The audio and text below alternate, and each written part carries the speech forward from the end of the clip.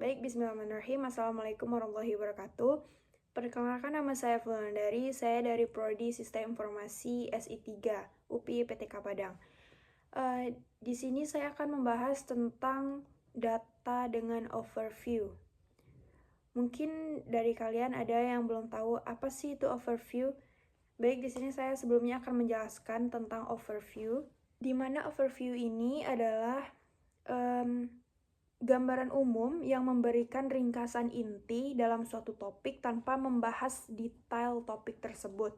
Jadi singkatnya dan lebih jelasnya, overview itu seperti pengertian, fungsi, dan cara membuatnya agar pendengar itu bisa mudah mengerti untuk topik yang dibahas. Dan saya akan menjelaskan tentang apa itu data beserta contoh-contohnya nanti. Jadi sebelumnya data itu adalah sebuah komponen utama yang ada dalam database. Jadi data itu adalah komponen penghubung antara hardware dan manusia.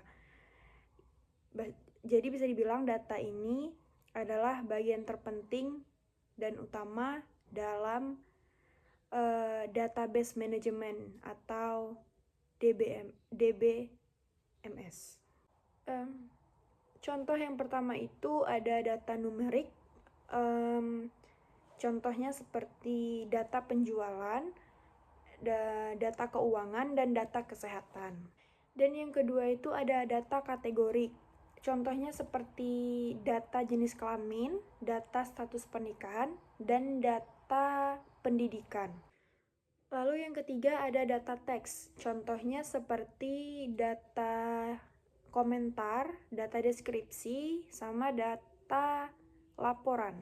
Keempat itu ada data geospasial. Contohnya seperti data lokasi, data jarak, dan data batas wilayah. Dan yang terakhir itu atau yang kelima itu ada data waktu.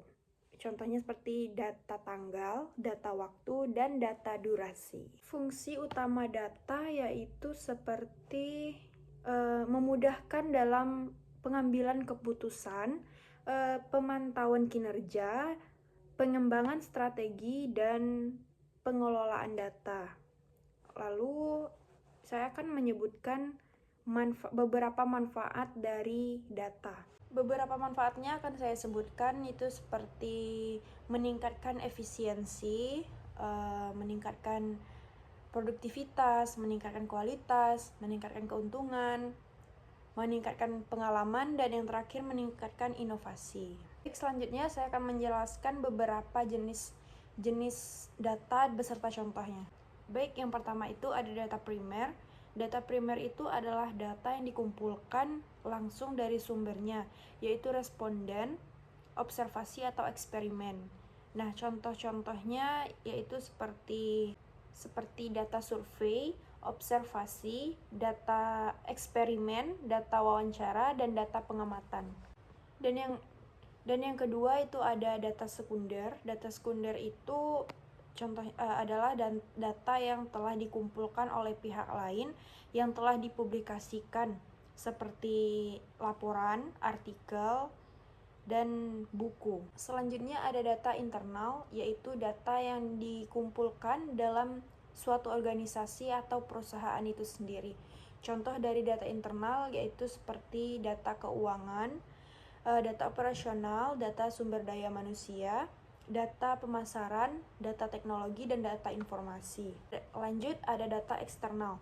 Data eksternal adalah data yang dikumpulkan dari luar organisasi atau perusahaan. Contoh data tersebut seperti data pasar, data ekonomi, data demografi, data teknologi, dan data lingkungan. Data cross-section. Data cross-section adalah data yang dikumpulkan pada satu titik waktu tertentu dan membandingkan beberapa variabel pada beberapa unit observasi yang berbeda. Contohnya data cross-section itu seperti data survei, data kepuasan pelanggan, data demografi, data keuangan, dan data perusahaan. Dan data time series Data time series adalah data yang dikumpulkan pada beberapa titik waktu yang berbeda dan membandingkan beberapa variabel pada satu unit observasi yang sama. Contoh dari data time series itu ada 1, data penjualan bulanan, 2, ada data inflasi tahunan, 3, ada data kurs valuta asing harian. Dan yang terakhir itu ada data kuantitatif. Apa yang dimaksud dengan data kuantitatif?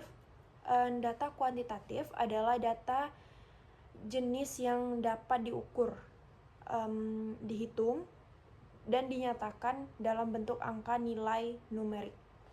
Contohnya seperti data tinggi badan, data berat badan, jumlah anak dalam keluarga, jumlah uang dalam rekening bank, dan termasuk skor tes. Alhamdulillah berakhirnya presentasi saya kali ini. Semoga dapat membantu teman-teman dalam mempelajari jenis-jenis data dan contohnya.